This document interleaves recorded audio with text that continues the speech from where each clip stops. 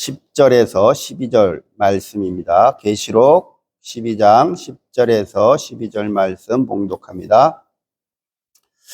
또 내가 들으니 하늘에 큰 음성이 있어 이르되 이제 우리 하나님의 구원과 능력과 나라와 또 그의 그리스도의 권세가 나타났으니 우리 형제들을 참소하던 자 곧 우리 하나님 앞에서 밤낮 참소하던 자가 쫓겨나고 또 우리 형제들이 어린 양의 피와 자기들의 증언하는 말씀으로써 그를 이겼으니 그들은 죽기까지 자기들의 생명을 아끼지 아니하였도다.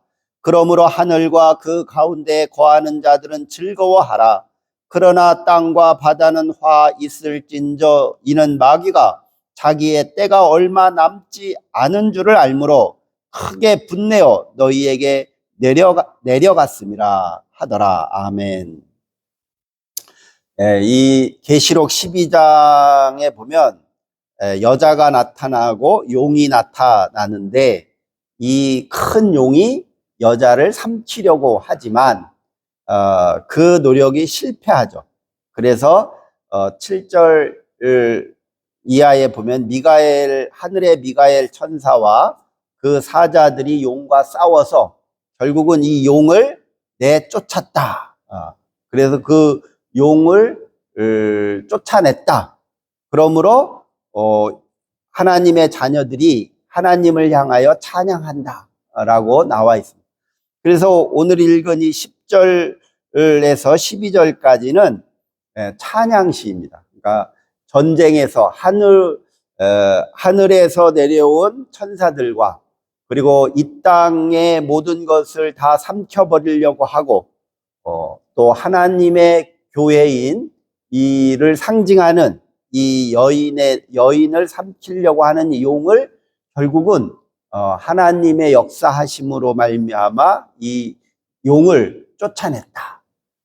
그래서 이제 안전하게 됐다는 거죠. 그래서 안전하게 돼서 이 모든 전쟁을 승리케 하신 여호와 하나님 앞에 우리가 찬양을 드리는 그 찬양의 환상을 기록한 것입니다. 그러니까 이 계시록을 쓴 요한이 막 우리가 보면 그 판타지 영화처럼 막 전쟁이 일어나고 막 그랬는데 결국은 하나님께서 천사들을 보내서 이 용을 내어 쫓아서 승리했다 하는 거예요. 그래서 우리 모두가 하나님의 자녀들이 하나님을 향해서 찬양을 했다. 그 찬양의 시를 기록한 거죠. 그래서 이 찬양의 시의 핵심을 보면 예수 그리스도의 권세가 예수 그리스도의 권능이 이제 본격적으로 발휘를 해서 이 전쟁을 이겨냈다. 그 전쟁의 핵심은 뭐냐면 하나님을 믿는 이 자녀들을 참소하던 자들이다. 그렇게 말해요. 그러니까 이 큰 용을 움직이는 큰 용이라고 하는 그 상징적인 그런 그 존재의 내막을 들여다보면 하나님의 자녀를 모함하는 자들, 그러니까 거짓으로 사람들을 현혹시켜서 하나님을 믿는 자들을 고발하게 하고 로마의 그 법원에다가 고발을 해서 핍박하고 잡아가게 하는 그런 자들이 곧 큰 용의 구성원들이다. 그런 뜻이에요. 용의 구성원들.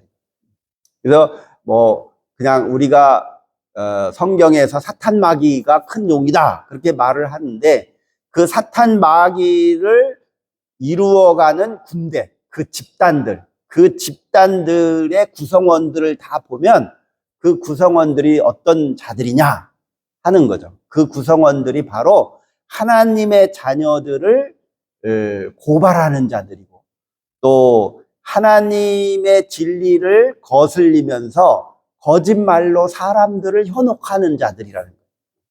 그러니까 지금 옛날이나 오늘이나 지금의 시대에도 이렇게 진리를 거슬리고 참을 왜곡시켜서 거짓을 퍼뜨리는 사람들, 그런 사람들은 그 큰 용의 집단들이다. 그렇게 볼 수 있죠. 그러니까 이 2000년 전이나 지금이나 인간들이 사는 세상 속에서는 이렇게 참과 거짓이 싸움을 하는 거죠. 그런데 결국은 이 참이 이긴다는 거예요. 진리가 이긴다. 어두움이 빛을 이길 수 없듯이 언젠가는 이 빛이 이 세상을 밝게 비추는 그날이 온다는 거죠. 그러니까 그날이 바로 구원의 날이고 하나님 나라가 완성되는 날이다 라고 하는 것을 초대교회가 강조하는 겁니다. 그래서 이 요한이 내가 환상을 보니까 정말 그게 그렇게 이루어지더라 그런 거죠. 그러면 초대교회 그리스도인들이 핍박당하고 고소당하고 뭐 쫓겨나죠.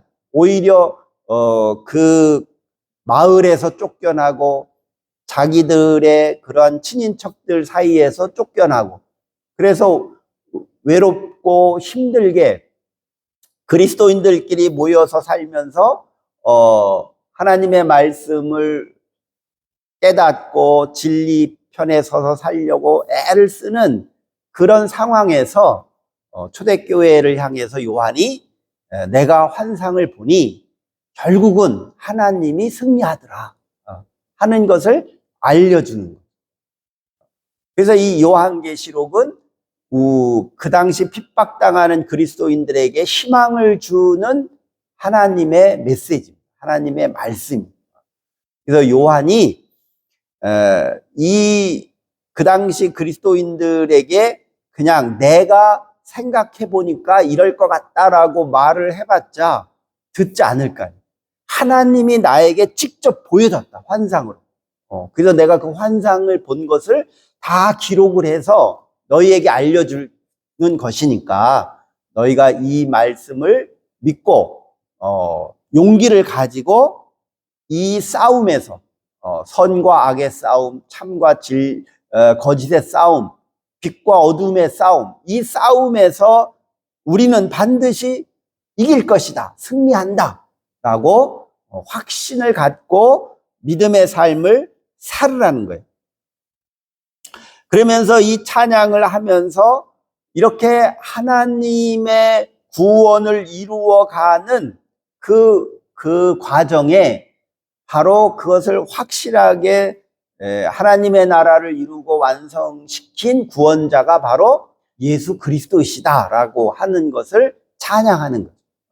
예수 그리스도께서 그 어린 양의 피로써 십자가의 보혈로 그 모든 것을 다 씻겨주고 보혈의 피로 우리를 구원해 주시고 하나님의 나라를 이루셨다. 근데 그 어린 양의 피를 바로 그리스도가 흘리셨는데 지금 현재 초대교회 그리스도인들 중에 예수처럼 피를 흘리면서 순교를 당한 자들의 그 피가 함께 하나님의 나라를 완성하고 구원을 이룬다라고 찬양하는 겁니다. 그러니까 여기에서 보면 이 순교자들의 피를, 어린 양의 순교자의 피를 강조하는 거죠. 그러면 실제로 초대교회 때 많은 사람들이 죽었잖아요. 네로 황제, 로마의 황제 같은 사람은 지금 생각해 보면 정신분열증 환자죠. 조현증이라고 그러는데 그 정신조현증에 걸려서 이 세상을 보는 인식 체계가 망가진 사람이에요. 그래서 막 로마의 시가 불타는 망상을 보면서 로마 시내를 다 불태워버리고는 뭐라고 하냐면 저 기독교인들이 로마를 불태웠다. 그러니까 이제 저놈들을 다 잡아가더라. 그래가지고 사자굴에 놓고 기독교인들한테 모함을 해서 다 잡아 죽이는 그런 것을 다 겪은 다음에 이 요한계시록이 써야졌거든요. 그러니까 그 당시 죽은 자들이 얼마나 많아요. 몇만 명이 죽었는데 그렇게 죽은 자들의 피가 헛되지 않다 하는 거예요. 그들의 피가 헛되지 않다. 옛날에 일본이 대지진 나니까 일본 그 정치가들이 조선인들이 우물에 독을 타가지고 일본인들을 다 죽인다 그러면서 막 조선 사람들 잡아다가 다 죽였잖아요. 그러니까 그런 식으로 어떤 문제가 생기면 그것에 대한 반성을 하고 회개를 하고 책임을 지는 지도자들이 아니라 그 문제를 덮기 위해서 모함하고 거짓하고 여러 가지 여론을 호도해서 자기들의 책임은 지지 않고 다른 사람들한테 다 책임을 전가시켜서 그들을 핍박하면서 나는 하나 신의 대리자다라고 한 게 로마 황제죠. 지금 많은 세상의 정치가들의 모습들을 보면 되게 비슷해요. 로마의 통치자나 현대 지도자들이나 그 행태를 보면 다 비슷비슷해요. 그러니까 그러한 것을 보면서 많은 사람들은 그래 그냥 저 권력자 편에 힘 있는 자 편에 서는 게 낫지. 내가 뭐 진리를 위한다고 참을 위한다고 내가 거기에 섰다가는 나만 손해 본다라는 인식을 상당히 가지고 있는. 그러면 그리스도인들, 신앙인들, 종교인들은 그런 것에 휘둘리지 않고 그 진리의 기준으로 판단하고 그 기준에 맞게 행동을 하는 것이 신앙인들인 거예요. 그러니까 초대교회에서 강조하는 것들이 다 그런 거예요. 저 권력자들 편에서 보면 자기들의 권력과 힘이 오래 갈 것 같지만 그렇지 않다는 거예요. 로마의 그 황제의 권력들은 보면요. 자기 아들한테 권력을 주지 않아요. 아들한테 주기도 하지만 아들한테 주기보다는 전쟁에서 승리한 지도자에게 황제권을 줘요. 그래서 그 집정관들이 투표를 해서 황제를 세우는데 이제 국민들이 그 당시 로마의 시민들이 인정하는 사람을 황제에게 황제로 등극을 시키는 거예요. 그러니까 황제한테만 잘 보인다고 해서 자기가 황제가 되는 게 아니잖아요. 또 집정관한테 잘 보인다 그래서 자기가 황제가 되는 게 아니에요. 권력을 잡는 게 아니에요. 그 로마의 기득권층, 그러니까 로마에서 잘 먹고 잘 사는 그 귀족들에게 인정을 받아야 되고 그 귀족들이 자기에게 권력자로 추앙을 해줘야 자기가 권력을 잡을 수 있어요. 그러니까 로마의 지도자들이나 장관, 그 군대 장교들은 그 로마의 시내에 살고 있는 귀족들에게 많은 혜택을 줘요. 전쟁에서 이겨서 가져오면 다 귀족들에게 나눠줘요. 그래서 막 귀족들한테 잘 해줘야 그 귀족들이 자기들에게 권력을 주니까, 위임해 주니까 그 귀족들에게 잘 하는 거예요. 그게 요즘 말로 말하면 이 사회에 권력 있고 돈 많은 사람들이 있어요. 기득권층이죠. 그 사람들 위주로 모든 것을 정책을 결정하고 집행하는 거예요. 그러니까 어느 나라나 다 비슷비슷해요.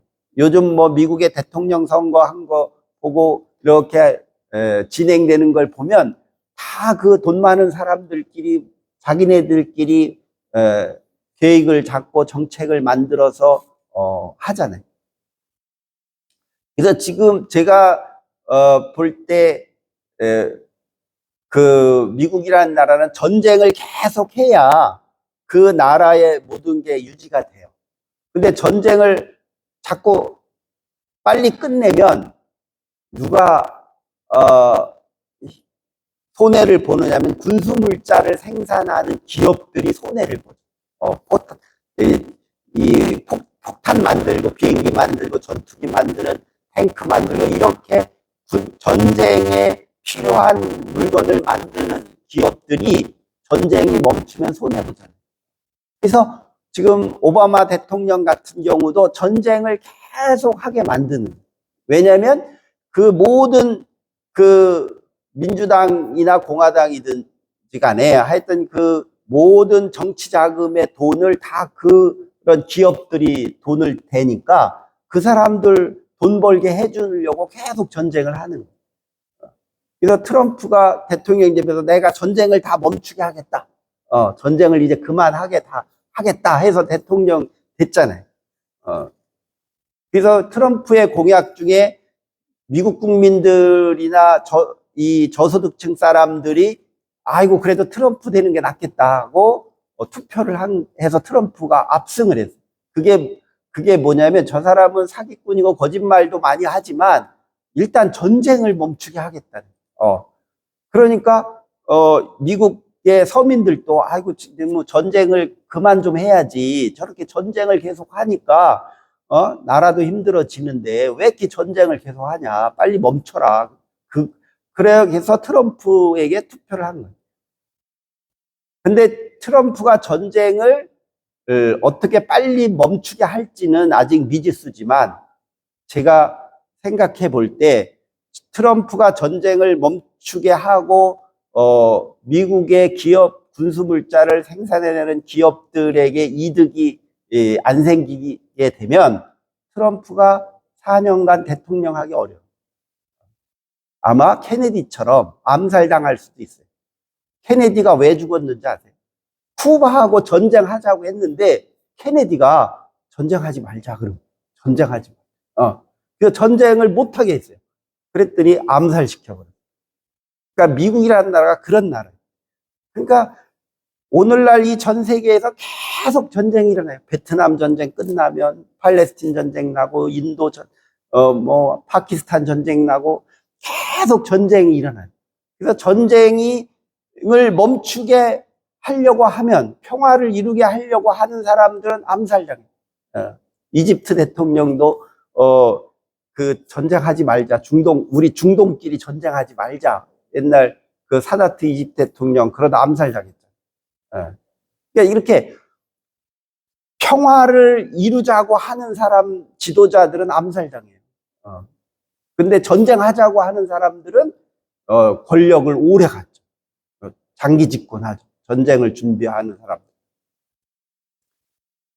근데 초대교회의 그 교회에서 볼 때는 저 로마의 저 황제들이나 권력자들이 오래 갈 것 같잖아요. 로마가 망할 거라고는 상상을 못 하잖아요. 그 당시에. 그런데 초대교회 지도자들은 로마가 망한다고 보는 거예요. 로마가 망한다. 그러면 이 초대교회의 그리스도인들도 그거를 믿었어요. 왜 믿었느냐? 하나님이 그렇게 말씀하셨으니까. 하나님이 반드시 저 악의 무리들을 반드시 심판한다고 했기 때문에 우리는 그 말씀을 믿는다. 우리 현실 상황을 보면 로마가 망할 것 같지는 않은데 그럼에도 하나님이 반드시 저 독재자 로마의 황제를 쫓아낼 것이다. 멸망시킬 것이다. 그리고 그 황제의 권력을 유지시켜주는 그 집단원들, 그 구성원들, 그 기득권층에 있는 사람들을 반드시 하나님이 심판하셔서 그들을 다 쫓아낼 것이다. 라고 믿는 거예요. 그럼 오늘날 우리 교회도 그렇게 믿어야 되거든요. 오늘날 교회도. 근데 불행하게도 중세시대 이후부터 교회들은 항상 그 권력자 편에 서서 그 권력자들, 나도 그 권력을 나눠 먹자고 하는 입장에서 교회가 존재한 거예요. 그래서 교회를 변화시키고 교회가 그러면 안 된다. 교회가 권력자들 편에 서면 타락하니까 가난한 자 편에 힘없는 자 편에 서야 된다라고 하면 그 교회 집단에서 쫓겨나는. 그러니까 그걸 이제 감수해야 되는데 많은 목사들이 그걸 감수를 안 하죠. 제가 페이스북에 저희 동기가 이번에 총회장 됐는데 울릉도 100주년 선교에서 왔다고 사진을 이렇게 올렸는데 그 배에 그 운전대를 딱 잡고 웃으면서 찍은 사진도 올렸더라고. 참 내가 마음이 불편했어. 그 김영걸 총회장이 김영걸 목사인데 저랑 동기예요. 저보다 나이는 어리지만 그 웃는 모습을 보고 제가 불편해서 글을 썼어요. 글을 써서 올렸는데 그 친구가 신대원 다닐 때 우리 서클이 있었어요. 동아리가 있었는데 현대신학연구회라는 동아리. 그 현대신학연구회라는 동아리는 그 장신대의 그 신대원에서 진보적인 학생들이 모여서 만든 그런 동아리죠. 그러니까 아주 한 20년 동안 계속 이렇게 내려왔는데 주로 이제 빈민선교나 노동선교나 농민선교 뭐 이런 쪽에 공부를 하고 그런 쪽에 내가 목회를 하겠다. 그런 영역에 가서 목회를 하겠다는 학생들이 모이는 서클이에요. 동아리. 그래서 저희들이 80년대에 그 전두환 노태우 때 데모도 하고 그러면서 그 현대신학연구회 멤버니까 그 김영걸 목사도 그 멤버고 나도 그 멤버니까 거기서 같이 모여서 얘기도 하고 뭐 시국 토론도 하고 뭐 했어요. 근데 제가 신대원 졸업하고 이제 목사 고시 보고 이제 임직고에서 다들 이제 가는데 거의 다가 거기서 같이 우리들이 얘기하고 토론하고 고민했던 그 친구들 대부분이 다 큰 교회 가려고, 큰 교회 전도사나 부목사로 가려고 다 노력하는 거예요. 또 선교사도 가기도 하고 하지만. 그래서 근데 이제 그 중에 한 친구가 이 김영걸 목사도 이제 경상도가 고향인 걸로 아는데, 이제 대구의 큰 교회 부목사로 가다가 또 담임 목사도 하고 포항제일교회 담임 목사 하다 총회장 됐는데, 보면 다 큰 교회를 가는. 그러니까 참 그 공부할 때 진보적인 신학이나 또 빈민 선교를 하겠다고 노동자 선교를 하겠다는 그렇게 고민했던 친구들이 다 큰 교회로 자꾸 가는. 그래서 그 내막을 쓰면서 한국 교회가 망해가고 있는데 그렇게 웃고 있는 모습이 불편하다. 근데 그렇게 글을 올렸는데 하여튼 초대교회 이 요한계시록을 읽는 이 초대교회 그리스도인들은 그 로마의 그러한 권력자 편의 교회가 서면 안 된다는 사람들이 대부분 초대교회는. 그러니까 초대교회가 핍박을 당하는 그렇게. 오늘날 이 요한계시록을 읽는 종교 지도자들은 한국 교회가 그들 편에 서면 안 되죠. 침묵을 지키면 안 돼요. 이 기득권의 집단 세력에 저항을 해야지. 그게 하나님의 말씀이고 진리지. 왜 그들의 편에 서서